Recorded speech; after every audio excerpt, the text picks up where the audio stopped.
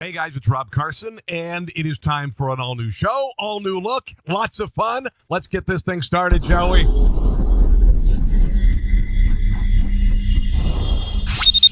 It's the Rob Carson Show. Are you ready to be pod-smacked? Now, here's Rob Carson. How you doing, guys?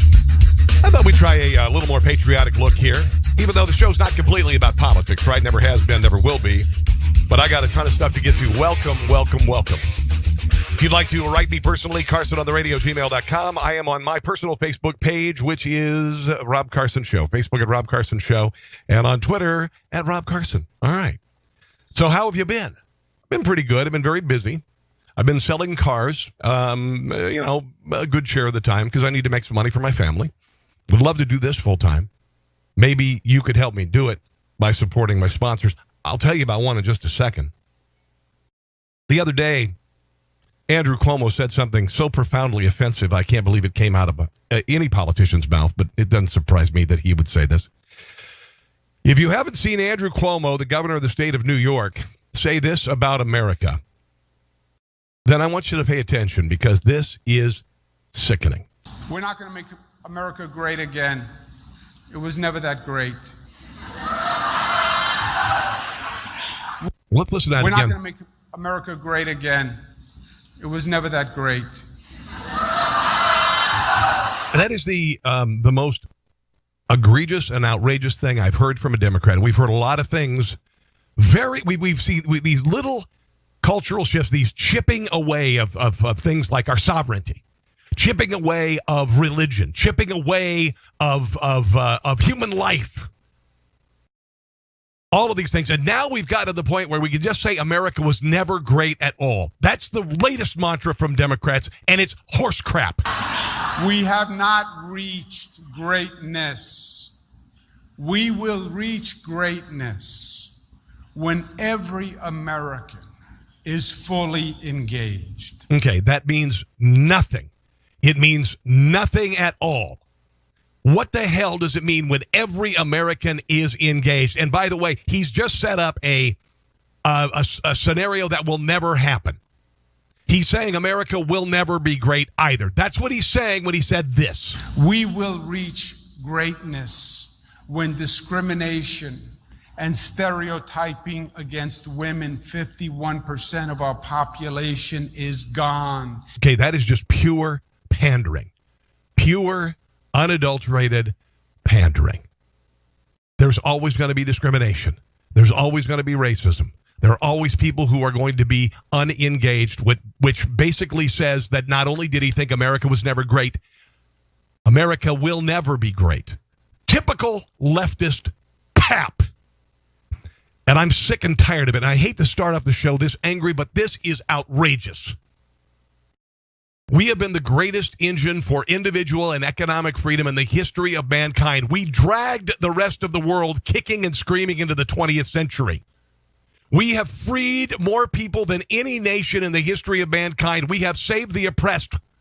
We have saved lives. We've given our hearts, our souls, and our lives for the free world. Yes, we've made mistakes, but by God, in heaven, if any nation has ever been great on this planet, it has been the United States of America, and shame on you, you doofus leftist. I hope this quote haunts you the rest of your stinking life, and you're never reelected because of it. Shame on you. To hell with you and America haters. To hell with you. Breathe, Carson. Obviously, I had a little inside me on that one. He wants to run for the 2020 presidential nomination. Well, you know what? I hope he has cooked his goose with that quote. Rasmussen Reports national telephone and online survey finds that 67% of likely U.S. voters disagree with Cuomo's statement. 17% agree. Those are radical leftists. 16% are complete morons, meaning that they're undecided. Maybe America isn't great to you because you're not great. Maybe America isn't great to you because you suck. Do you ever think about that? Unbelievable. Unbelievable. No. I love it when the left eats itself. Paul Welch came to a downtown protest August 4th to let his political leanings be known. Now, he is a left-leaning Bernie Sanders supporter, so he thought he'd be like-minded Antifah, because the Antifah are not violent. They're just anti-fascists. And if you're on the left, I mean, you're perfectly safe with the Antifa, right? Or the Antifa, or whatever the hell they call that idiotic, violent mob that needs to have its ass kicked. So he goes down. He decided to clutch his American flag, approaching a crowd of like-minded, like-thinking demonstrators, the Antifa. Freedom fighters, right? Aren't they? Well, apparently a group of the protesters demanded he lose the flag, calling it a fascist symbol. Welch refused.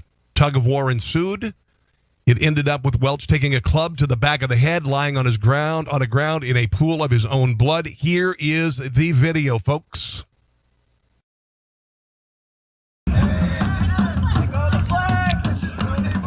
Another flag. Time to get rid of it. There he is, hitting the guy. And now to the back of the head. To the back of the head. And then he walks off because he's a coward. He walks off with his mask-covered face because he's a coward. He got pretty hurt. And look, nobody's helping him out. This is the left, folks. Does this happen at conservative marches? Does this happen at pro-family, pro-life marches? No, it doesn't. Yeah, here's a picture of him in the bathroom after the event. Yeah, it's nice. The Antifa, a bunch of cowards, a bunch of snowflake bastard cowards who cover their faces, hit people from behind, and walk away. I would love an organized fight. Antifa patriots, and just let them go at it, because the Antifa would get their asses handed to them. This is what happens when the left eats its own. This is what happens when radicalism eats its own. You can't love America and be at an Antifa rally. I mean, come on, man. You kidding me? This is what academia has wrought. This is what brainwashing in academia has wrought. This is the radical left. Are we surprised at all that this is happening? The left is off the rails right now. Ann Coulter's got a new book about it. I'm going to share some excerpts from that very shortly here. Matthew Dowd was on ABC over the weekend talking about how he believes, and he apparently is a leftist commentator. I don't know him from Adam, to be quite honest, but he is convinced there's going to be what is called a blue wave. I don't like using that because blue is not left, okay? Blue is not Democrat. Red is Democrat. This whole red-blue thing came around when Barack Obama was running for president to cover up the fact that he is truly red. He is truly a leftist. But here he is talking about how every sign that he sees shows that Democrats are going to sweep both houses in the fall. I'm having been burned by many of us. Were burned in 2016 by a lot of these prediction models and all that. I'm not going to predict who wins a kite flying contest. So now he's already said that they got burned in 2016. All of the polls that were saying that Donald Trump was going to lose. All of the polls that said Donald Trump was going to lose burned them. But they're going to go back to the same polls again to predict victories. Democrat victories in November. In the midst of a hurricane. But every factor seems to point that Democrats are going to take the House. Like what? The president's low approval ratings. It's 50%, actually. His approval ratings higher than Barack Obama's at this time in his presidency. At the point where every president has lost the House when they lost the House or lost one of their chapters. You're wrong. There's enthusiasm that's behind the people that are opposed to Trump as opposed to for Trump. No, there's not enthusiasm. There's not enthusiasm from the left. There's just hate. There's no enthusiasm. There's a lot of enthusiasm for where the direction Donald Trump is taking the country, but there's no enthusiasm, only hate from the left of Donald Trump. But if you think that's going to win elections, you're high. Much 20 points higher enthusiasm advantage, the special elections, money raised, retirements. Sure. Money raised. The Democrat National Committee is broke. Republican campaign coffers are full. All of those point to this fact. And the interesting thing about this is these seats that as of today are likely to be won by Democrats, but we have 79 more days left in this. Yeah, and you also said the same thing about Hillary Clinton winning in 2016 up until the night of the election. our seats spread across the country. They're in the Northeast, they're in the Midwest, they're in the South, and they're in the West. And so I think the Democrats, but I have two predictions I will make is, get ready for a bumpy ride if the Democrats take the House back in 2019. If we thought we had a fabulous 2017, an exciting time, get ready for when they have the investigative body. And two is, I think one thing that we ought to pay attention to on election night is there's going to be a whole bunch of new leaders emerge that we there's going to be a hump? Have not even heard of. In both parties, no. Oh, yeah, okay. Whatever.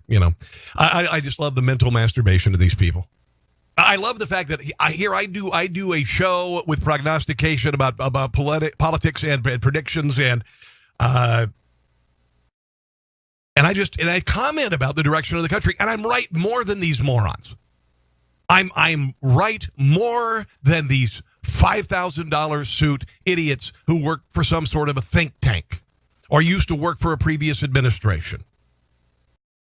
GOP strategist Ed Rollins, I guess he worked in the Reagan administration, says you didn't see something like this blue wave happening in November. Investigation by Congress of their behavior during the 2016 election. Is that part of what changed going into the midterms? Oh, sure, there's no question about it. I mean, first of all, Facebook was totally misused by the Russians. There's no question about that. That's what they ought to be cleaning up, not ordinary citizens that have a different point of view. Okay. It's a powerful vehicle, and people now realize it's a powerful vehicle. These issues are complicated, and I think the country today basically sees a real polarization. They like what Trump's doing on the economic issues and what have you. The rest of it is a lot of background noise, and they don't quite understand who's right or who's wrong. Okay, you're right. But I think at this point in time, he has managed to hold his base, and his base is going to be very important in these midterms. So you think there won't be Here's the meat and potatoes. Blue wave? No, I would predict at this point in time, and I've been doing this for 50 years, I don't predict. There's no blue wave. There'll be some seats that'll be lost, just as the ordinary is, but that's mainly about the retirements. We have too many retirements and in some of these open seats. But you're not going to, and it's all over the country. It'll be a couple seats in California, a couple seats here, a couple seats there. But you're not going to, this is not a national election. This is a person by person election. So you think they hold the majority? I think Republicans hold a majority in both the House and the Senate. I think the missed opportunity is we had plenty of chances to pick up some Senate seats. We may pick up 2 or 3. We should have picked up 10. Okay, there you go. That's what Ed Rollins is saying. Again, now, if I say the other guy doesn't know what he's talking about, I have to assume that, Ed Rollins doesn't know what he's talking about. But it sounds like he kind of does. And he also has the facts behind him. And he also has reason behind him. And he also has a thing that used to be common, not so much anymore, called common sense. So there you go. Tucker Carlson called out Richard Goodstein, I guess. Donald Trump apparently had he had a bunch of ICE agents in the White House, and Donald Trump said of one ICE agent said that he spoke perfect English. Okay, apparently that is wildly racist. If you can speak perfect English, and you're not necessarily a native of this country, that is wildly racist. Here's how Tucker Carlson handled this exchange with Richard Goodstein. Richard Goodstein is a lawyer. He advised both of Hillary Clinton's presidential campaigns, and he joins us tonight. Do you think, as Congressman Joe Kennedy of Massachusetts said, that it's inhumane, worse than inhumane? Wait. He advised 2 Hillary Clinton campaigns. What does that tell you about him? To arrest a man wanted for murder by the Mexican government? Tucker, I hope we can agree, before I answer that question, because we're talking about ICE, that in deference to our president, we could use perfect English tonight. I think Americans should use perfect. Well, hold on. Yes, they should. Americans should use perfect English. Why is that? Is that racist now to say you should speak English? English language is not a race. It's what holds our country together. It's okay. There are 2 things that hold us together. Okay? Our language and our citizenry. That's it. Okay? We need citizens and we need language. These are the things that hold us together. A desire to be a U.S. citizen, and the language. Racist for the Why is it president racist? Introducing a language is this is so stupid. Sorry. Language is not a race. Not stupid. When our ancestors came to this country, they were taught in public schools to speak English because it binds the country together. A country that has no common race or religion. If I was in France, I would be so impressed if somebody'd say, "Hey, you really speak French well." And I had friends actually in Washington D.C. Rob, you really speak French well. Now, it's not my main language, so that's obviously racist. Language holds us together. There's nothing wrong with that. Language holds us together. I've been saying this for years, Tucker. Thank you. And the left, which seeks to divide us for political gain, pretends it's racist to say you should speak English. It's not. So the intimation is when you introduce somebody who's Hispanic that he can't speak perfect English. Oh, is that it? I don't know. Okay, Trump is bad. Okay, fine. But what's the answer to the question? So ICE arrests somebody wanted for murder by the Mexican. Okay, and then we go back to the main subject. But Trump is a racist for noticing a man has a Spanish accent or Hispanic accent and says you speak perfect English. I guess it's a terrible thing. Whatever. He's a racist. If you tell me that I speak very good French, then you are a racist, Frenchie. You are a racist. That's all there is to it. Here is Donald Trump. This was a longer cut, but I think very good, talking to ICE agents in White House. Last month, the mayor of Portland, Oregon, shamefully ordered local police to stand down, leaving federal law enforcement officers to face an angry mob of violent people. Leading members of the Democrat Party have even launched a campaign. I love the fact that he calls them the Democrat Party, not the Democratic Party. To abolish ICE. In other words, they want to abolish America's borders. Thank you. And when you think about it, I'm working on it all the time. They come in. We're protecting borders of other countries, but we don't protect our own borders. Thank How you. about that? Yeah. Spending. We have hundreds and thousands of troops along the North and South Korean border, but we can't have a border in our country. Billions and billions of dollars in other countries, in some cases, places we shouldn't be, to protect them. We don't protect our own border. Yep. We condemn these shameful attacks on our great law enforcement. Yep. Any politician who puts criminal aliens before American citizens should find a new line of work, because it's not going to work. I love this. And that's what they're doing. They put politics in ahead of the safety of our law enforcement officials, whether that be local police or whether that be Border Patrol or whether that be ICE. And any politicians that get up and say that our country was never great, you heard that. I think that's the end of that career. Yes, bravo. Bravo. You're done. You're done.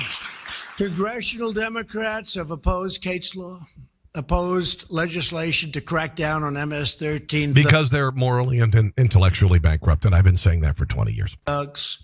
And supported deadly sanctuary cities, which are a disaster and which are becoming, on a weekly basis, more and more unpopular with the public. Thank you.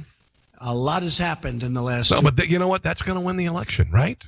For the Democrats. That's going to win 2016. That's going to get both houses of Congress back. 2 years. Last month, House Democrats even boycotted a resolution supporting our brave ICE officers and agents. But I will say this, the Republicans were with you all the way. There you go. All right. A couple of comments from the president at the White House. Chelsea Clinton is considering running for office, right? I put on Facebook today she'd be the perfect Democrat candidate. She's never done anything in her life. She's never built anything. She's never sold anything. She's taken a lot of illegal donations to a foundation that doesn't help anybody. She's an academic. She's a leftist. She's never really lived in the real world. Her mom and dad are corrupt. So she's the perfect Democrat candidate. Perfect Democrat candidate. Here she is speaking to a group of, I guess, like-minded leftists, talking about how Roe v. Wade and how abortion has actually contributed trillions of dollars to the American economy. Whether you kind of fundamentally care about reproductive rights and access, right? Because again, these are not the same thing.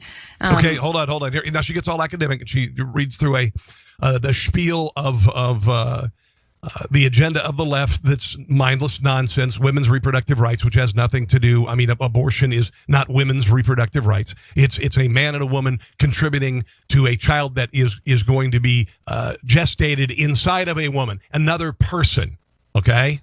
So stop changing the damned language. Stop changing it from pro-abortion to pro-choice. Stop changing it from liberal to progressive. Tell the truth. If you care about social justice. Social justice. What is social justice? Social justice. Or economic justice. Economic justice, yeah.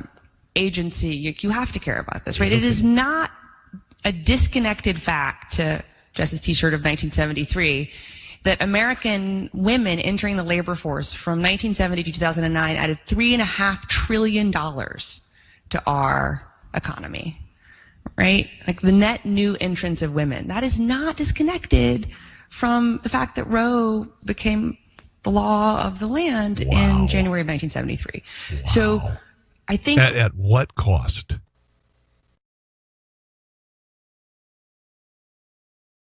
What? 6 million lives, 10 million lives, 20 million lives, worth a couple $1 trillion. Wow, wow, wow. Do you even know, you ignorant academic who's done nothing ever substantial, now offering advice to the rest of us, would say something like this? From the fact that Roe became the law of the land. It's just called Roe. It's called Roe now. It's just Roe. We're like best friends. January of 1973. So I think whatever it is that people say they care about, I think you can connect. See, Rise Up for Roe tour.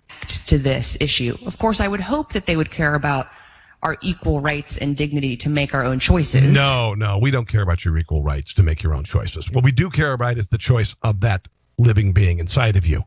But if that is not sufficiently persuasive, hopefully kind of some of these other arguments that you're hearing expressed so beautifully. Oh, yeah, expressed so beautifully. But, you know, there are only one group who will never be allowed to express a viewpoint.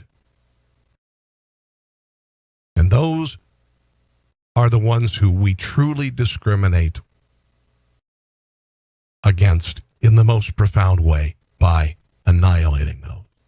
And those are people who just happen to live inside a womb behind a wall of flesh. And as they're developing, they have no say in life or death or anything. You know, they say you shouldn't talk about abortion on talk radio. It's a tragedy too big to deny, and I will continue to talk about it.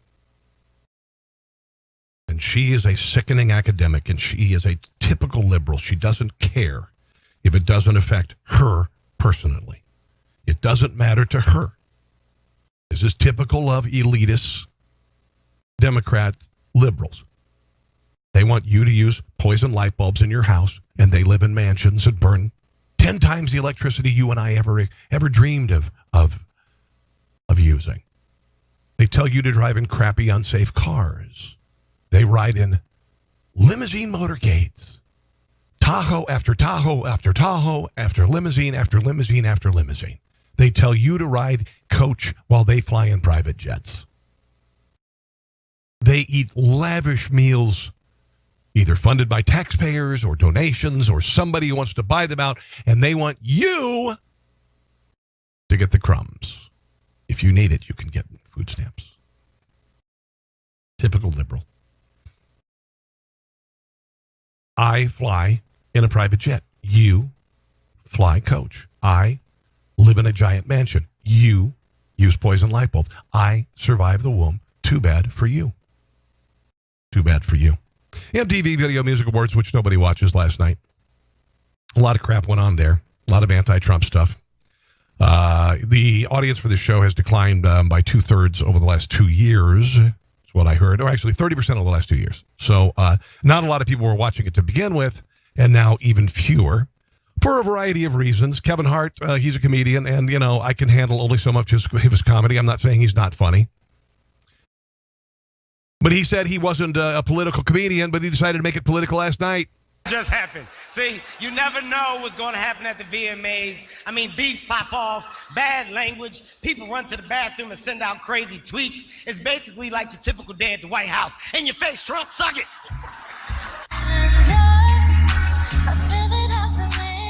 Yeah. In your face, suck it. I'll just play a little bit of the music here because you can't be a performer on your own now without having 20 dancers behind you. And it's really gotten to be quite stupid.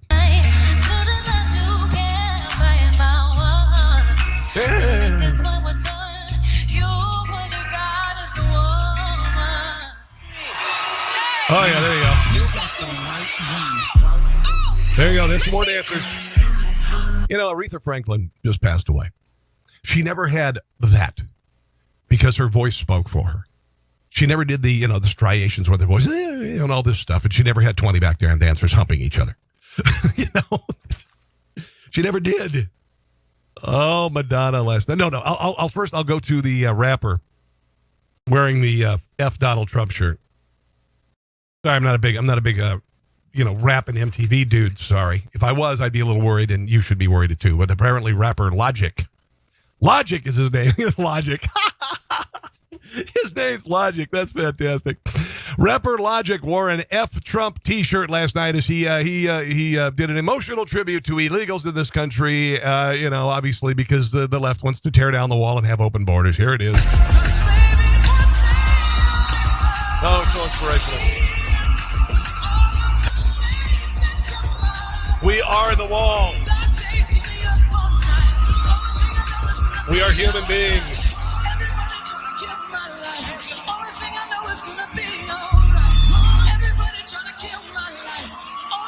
The guy isn't even clapping on beat. Oh, they got candles now. Okay.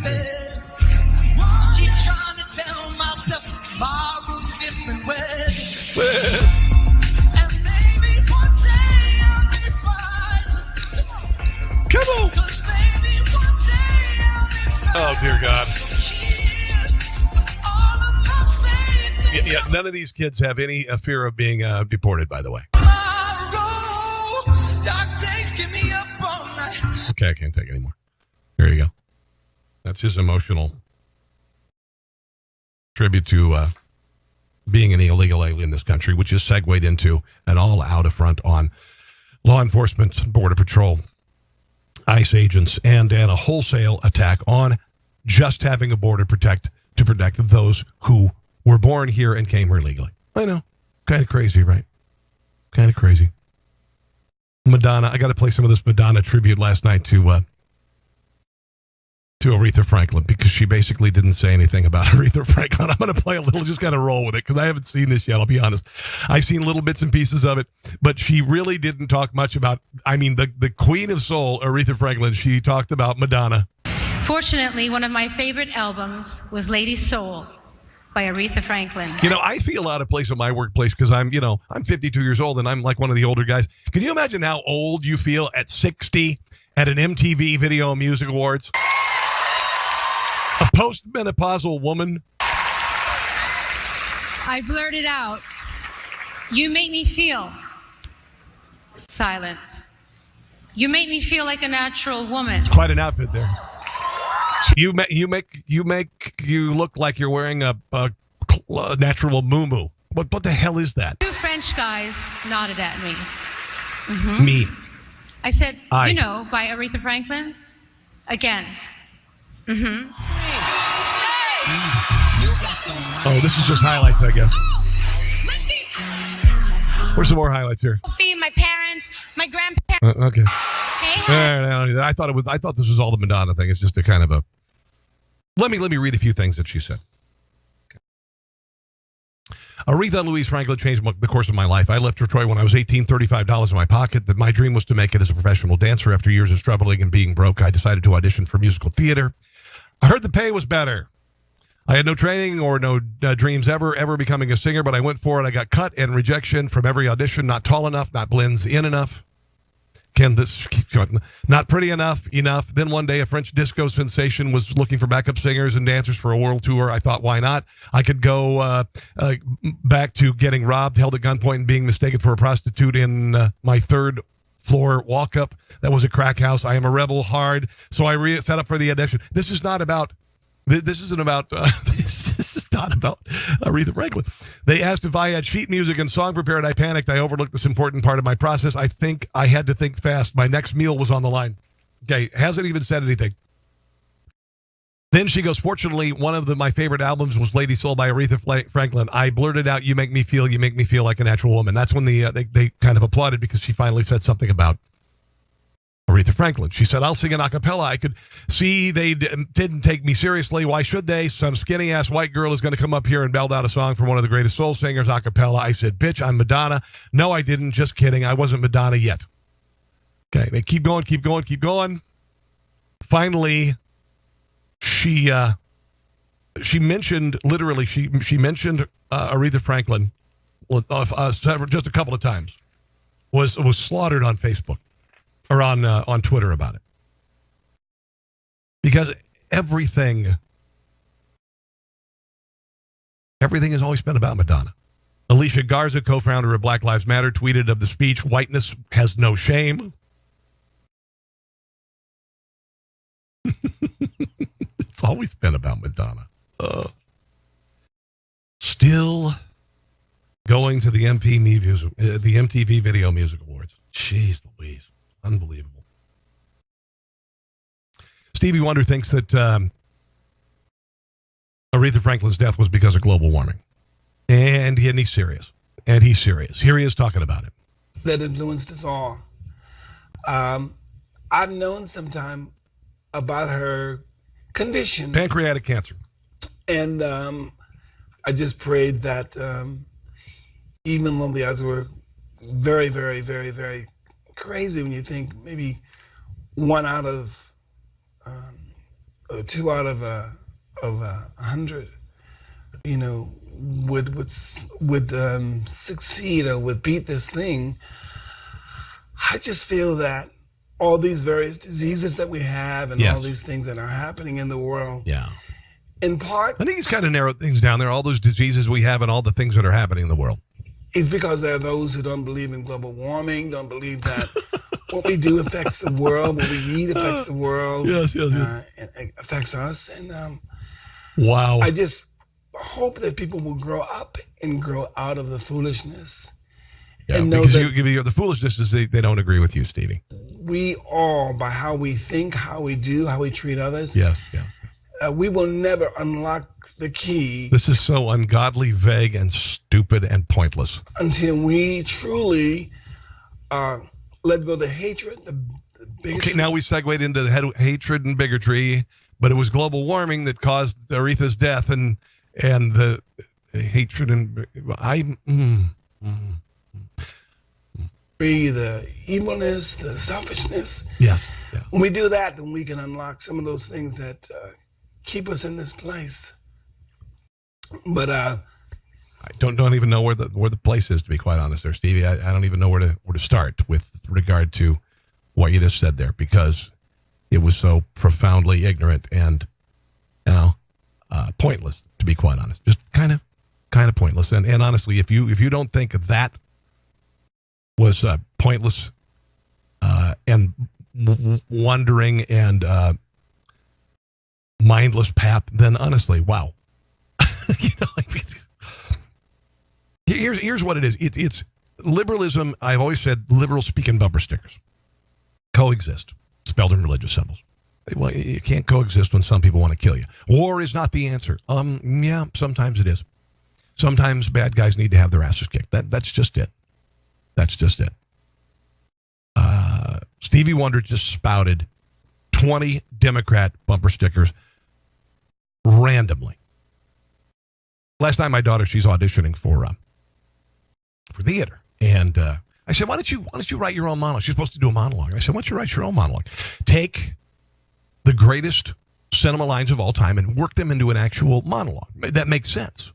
Okay, so frankly, Charlotte, I don't give a damn. Well, maybe it's because you can't handle the truth. Something like that. Just throw some stuff in there, Like, Luke, I am your father. And then you segue to Field Dreams, where Kevin Costner says, "Dad, can we have a catch?" There you go. This is like that, but there's no context. It's wandering, and it makes no sense whatsoever. I suggest you actually write the monologue so it makes sense. But this is the left in this country. Omarosa had a little problem the other night. She's written this book called Unhinged about Donald Trump. Omarosa is famous for being a reality show contestant. She's been on The Apprentice 3 times and has never won. She was on Celebrity Big Brother. That's about it. And then she was, for some odd reason, invited to the White House to be an advisor. If Donald Trump did not see her betrayal of him coming, then, he's got a blind spot. I'm not going to say he's stupid. But seriously, we saw it on the TV show, The First Apprentice, when she was on it. We knew what kind of person she was, but for some odd reason, apparently some people are saying Donald Trump used the N-word in the White House. Donald Trump used the N-word on the cast of The Apprentice, but that didn't keep Omarosa from leaving. Here she is struggling to answer why she didn't leave when Donald Trump used the N-word. And she asked Donald Trump, did you ever use the N-word? And he said, no. You said on this tape, that's not true. Yeah. The moment that she said no. And then he said, but put it to bed. It was the moment he said, put it to bed. She said, no, it was before. You said before they said, put it to bed. She said, he told me that he never used the N-word. You said, you jumped in and said, that's not true. That's not true. I think that when Lynn was talking, because Lynn is so close to this family, the fact that she had to confront him, I don't know who the she's fact talking that she about. had to talk to him about it. If you know somebody so long as she did, and it's your battery 20%. Here she's trying to distract. Borrowed time. Now she's getting uncomfortable, so she's going to try and say, "Oh, my phone's dying." The fact that she said that she had to talk to him, that she had to ask him, it made me feel like she knew more than they were letting on, or maybe this was something that might have been discussed before. But the way that she communicated that made me feel like.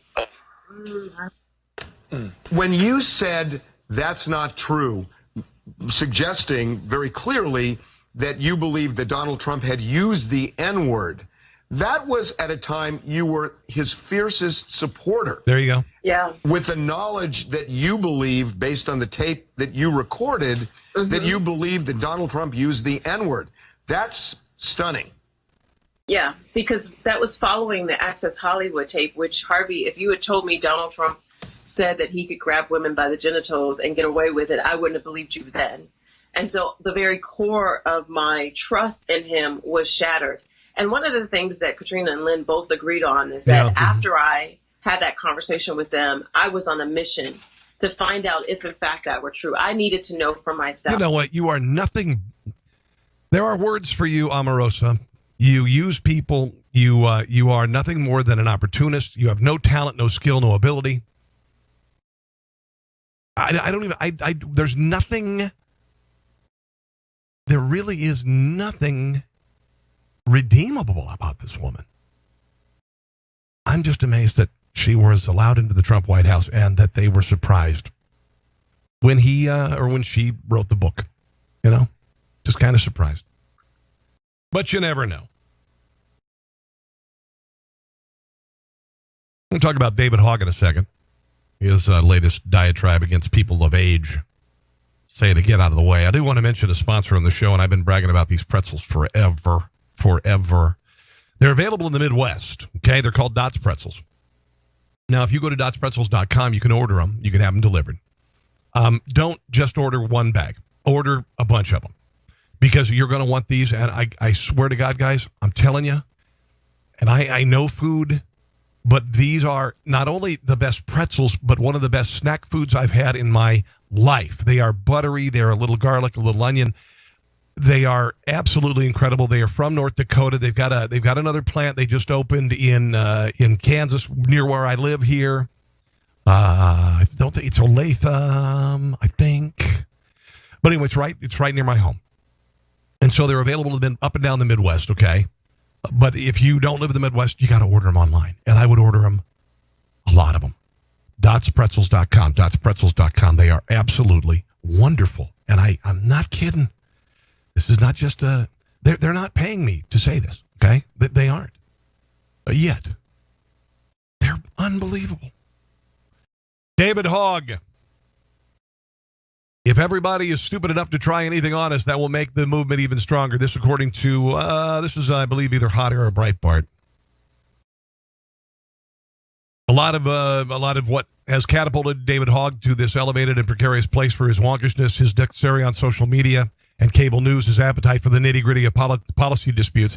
He is aware of the way his particular talents mesh with how his generation thinks, like saying it's like when your old-ass parent is like, I don't know how to send a IM message, and you're like, give me the effing phone, he told a young journalist 2 weeks after the shooting in March.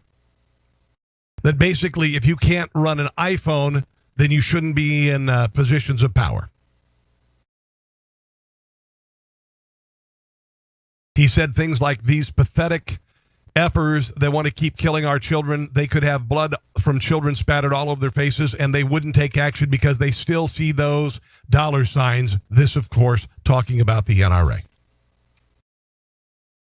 Now he's telling politicians like Nancy Pelosi to move the F off the plate and let us take control.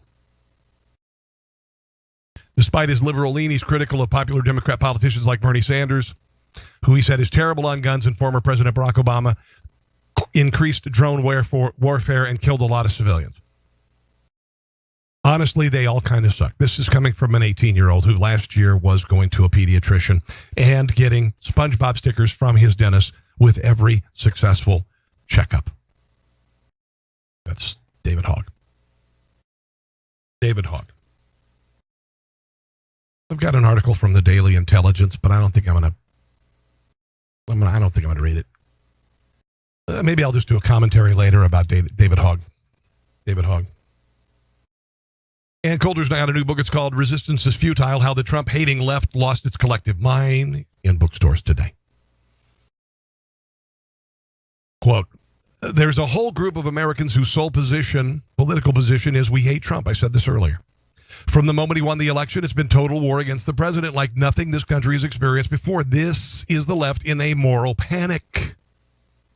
The resistance doesn't care about Trump's positions. They couldn't name his positions. The problem is aesthetic. Liberals can't abide having this vulgarian in the Oval Office.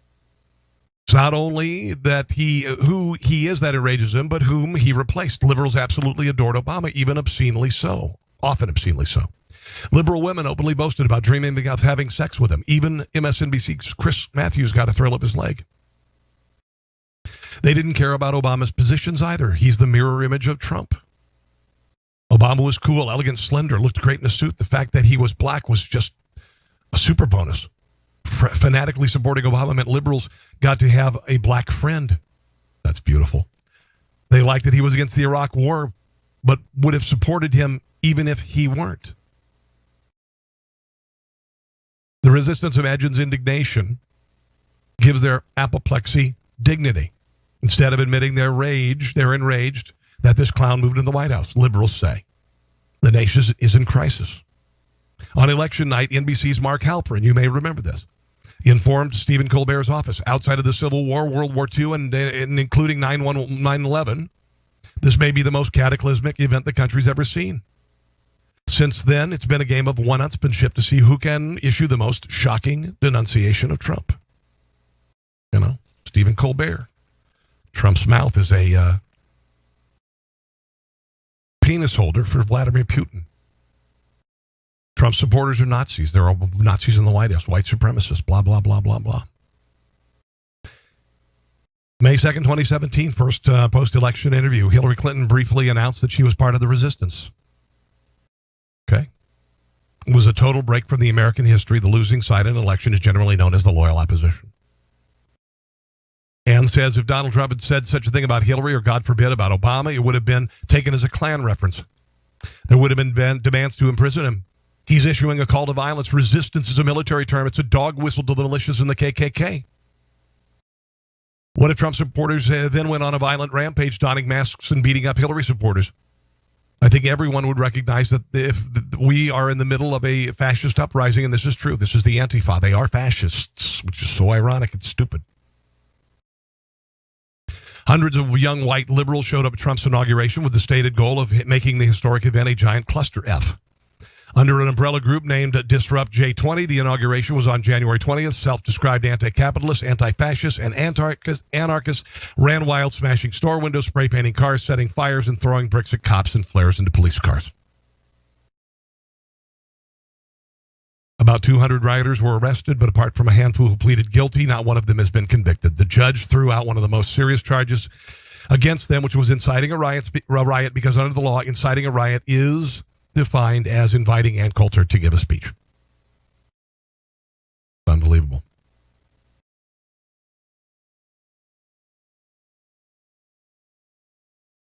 This is Ann Coulter's new book. I am looking forward to reading it.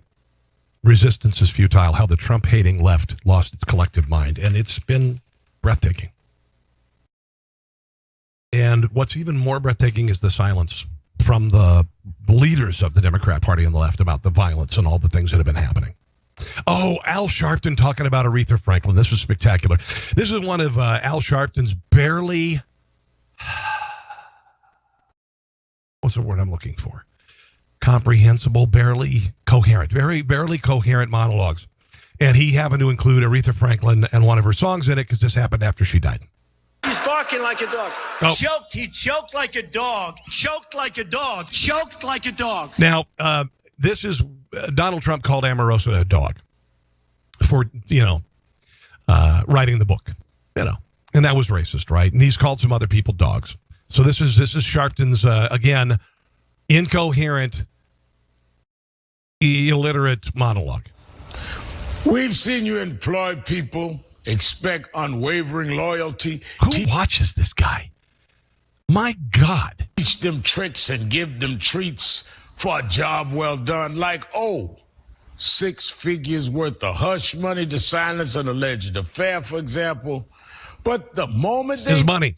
It's his money. Deviate from their good behavior and fail to fetch, you publicly condemn them on Twitter with... Omarosa stabbed Donald Trump in the back.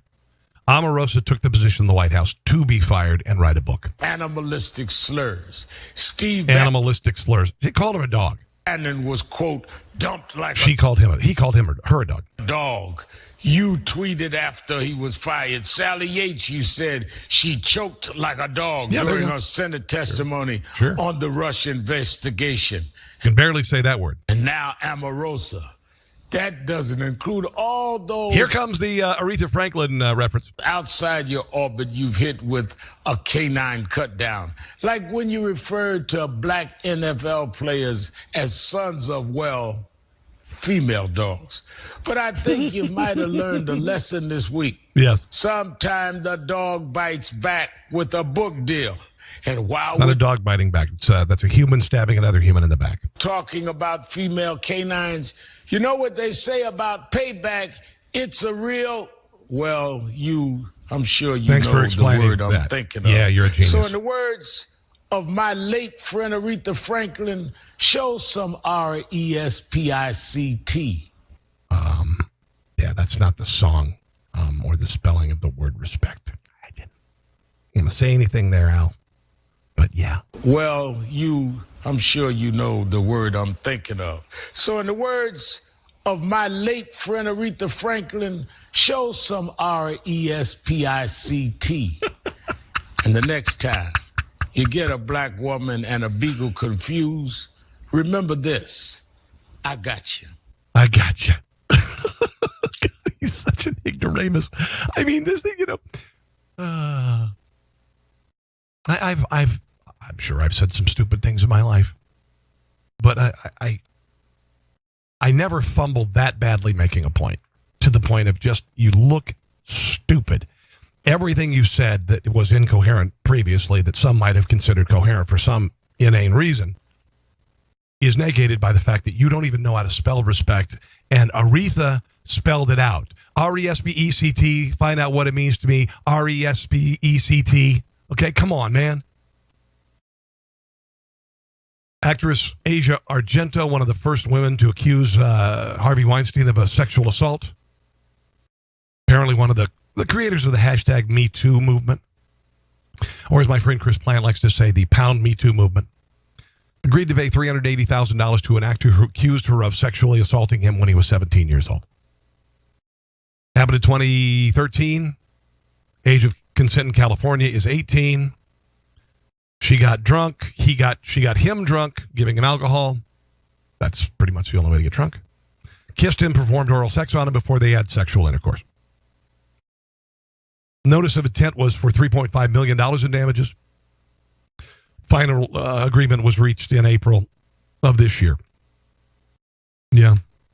Paid $380 million. Or $380,000 to a kid for having sex. Getting the kid drunk and having sex with a hotel room at 17 years old. There's another movement now. There's a new published academic article in examining ecosexuals, encounters with the national environment. In a new academic piece published in the journal Feminist Theory, Professor Lauren Whitworth of St. Mary's College in Maryland defines the increasing popular term ecosexual. 1, a person that finds nature sensual and sexy, a new sexual identity. 2, 3, a person who takes the earth as their lover. In another paragraph, Whitworth explains that while some environmentalists encourage the use of environmentally friendly sex products such as fair trade condoms and chemical-free lubricants, ecosexuals take it a step further by encouraging sex with nature itself. Whitworth includes a description of one ecosexual individual's first encounter with a redwood tree at Yosemite National Park. In the spirit of carnival, ecosexuality embraces degradation and decomposition. Sprinkle describes her first encounter with redwood trees at Yosemite National Park. I love the scent of the trunk, like vanilla mixed with soil. I have a strong memory of coming across a redwood that had fallen over from a storm. I walked around off the rail and peeked at its freshly exposed roots. So soft, so sensuous, so sexy, I had to touch them. So not only is this is not consensual sex with a tree. This is actually necrophilia. The tree had been knocked over and was dead. In a particularly bizarre portion of the piece, Whitworth writes about how defecating outside is a form of ecosexuality. According to her, ecosexuality celebrates the carnal and grotesque, particularly in some of its campiest moments. These people are ill. Santa Cruz professor, UC Santa Cruz, was encouraging her students to have sex with the earth in order to preserve it. In April 2018, Breitbart reported a University of Michigan professor that wrote about the importance of talking erotically to plants. These people are insane. Hashtag tree two. Hashtag tree two. This is not consensual sex. Harvey Weinstein did not have consensual sex. Spawned the hashtag metoo movement. They are having non-consensual sex with trees. Hashtag tree two. Abortion political advocacy group NARAL. Pro-Choice Oregon has partnered with Portland ice cream vendor What's the Scoop on a new ice cream flavor that celebrates the 1973 Supreme Court decision that created the right to abortion. Yeah, an abortion-inspired ice cream flavor. Yeah. It says here, What's the Scoop? Offering ice cream pints for sale for a limited time, including a new custom flavor named exclusively for NARAL. Rocky Roe v. Wade. Order yours and help defend reproductive freedom. It's kind of interesting that frequently pregnant women crave ice cream. Okay. South Africa's president has declared it's time to correct the past by grabbing land from white farmers. This is happening. President Cyril Ramaphosa wants to take land from white farmers to redistribute. And there have been several people, Johan Steenkamp, Arnold Cloet, been ordered or offered $1 million for their farm. It's worth $10 million. And they're just going to take the farms for now, and they're promising the government will pay for them later. This is reparations, kids. This is making the present generation pay for the sins of the past. Pays for the sins of the past. Ooh, I have the most uncomfortable video ever coming up in just a second. I do want to see if I can find this. I have something I want to share with you. PETA has a major victory, okay? PETA has a major victory. They have gotten Barnum's Animal Crackers to change their package, okay? Now, the package used to look like this. Let me move it over. It used to look like this. See the animals in cages? My God in heaven, we can't live with this. There are the animals in cages. Well, PETA, after literally 20 years of asking, has a victory, and they have changed the animal cracker box. And here it is. There they are. The animals, I'll move it up. There you go. Wandering freely, not in a cage, on a box of cookies. What a terrific victory for animals everywhere. Do people still buy these boxes of crackers? I see them on display every once in a while. Grocery stores. I used to buy them for my kids. Not so much anymore. Not so much anymore. Let me see. What else do I have time for? Bill Maher defending Alex Jones, defending the obvious. Here he is, the audience reacting.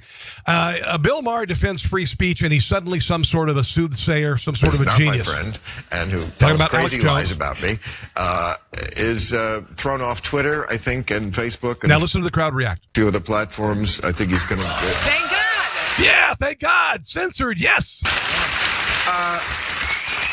Well. If you're a liberal, you're supposed to be for free speech. No. Liberalism has never been about free speech. For as long as I've been broadcasting, liberals have been doing the same thing, shutting down free speech. They are intolerant. They are supposed to be somehow open-minded. They are the exact opposite and have been for a very long time. So therefore, sir, you are wrong. It's free speech for the speech you hate. You're wrong. That's what free speech... No, that's what conservatism is all about, the First Amendment. Speech means. We're losing the thread of the concepts that are important to this country. You started the loss of it on university campi. If you care about the real American shit or you don't, and if you do, it goes for every side. I don't like Alex Jones, but Alex Jones gets to speak. Everybody gets the obvious, Bill. You're a hero. To speak. Sure, but he doesn't necessarily get to speak on Facebook or Twitter. No, I get that. If a guy goes out and... Yeah, he does actually, because if it's an open forum for everybody, it's an open forum for everyone. This is not opinion. If he engages in vile slander and fabrication about children who were murdered at Sandy Hook, and he harasses the parents of children who were murdered at Sandy Hook, that's not... You know what?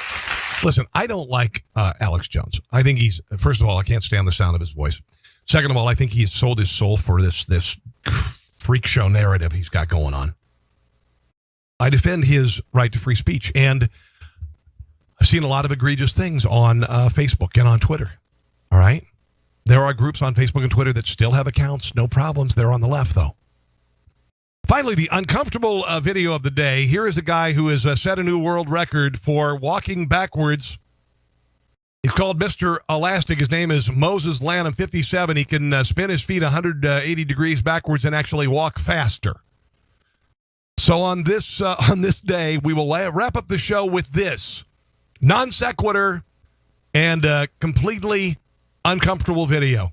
I'm the only one that holds a world record turning their feet around backwards. Oh, boy. And then walking the farthest distance. Oh, boy. A lot of people ask how fast I can go with my feet turned backwards. Let's find out. Oh, God. I saw Joe Theismann do that. I think it was. Also, I hold a world record for turning my feet around backwards 180 degrees. A lot of people ask me if it's painful for me to do this or if it hurts, feels like... Oh, my God. My answer he was to facing all the other way.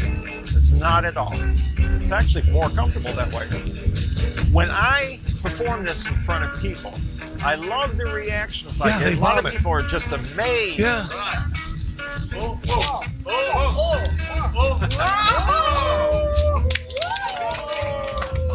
They're applauding. Like, oh, he's leaving, yay.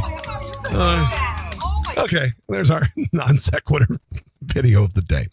Time for me to go, guys. Make sure, if you can, check out my line of T-shirts and other swag. This is the latest design, Hillary in 20 Never. Hillary in 20 Never. There's a bunch of them up there. Veganism is eating disorder. There's a new one out called, it says, I don't care that you're offended. Okay. It's politically incorrect swag. You can put it on T-shirts, hoodies, onesies, whatever. In the meantime, thank you for watching me today, okay? Good to be back. Share with the link of this video everywhere, if you would, please. All right? And join me next time. In the meantime, God bless. See you soon. I'm Rob Carson, and we'll talk again very soon. Listening to The Rob Carson Show. Listening. Friend him on Facebook at Carson Show, on Twitter at Rob Carson, and on Instagram, I think Facebook and Twitter are enough for now.